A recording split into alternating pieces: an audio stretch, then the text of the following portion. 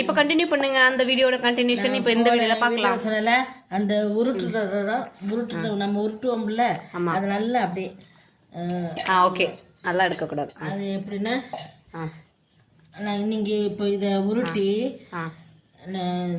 அழகா நல்லா நைஸா அப்படி உருட்டிடணும்.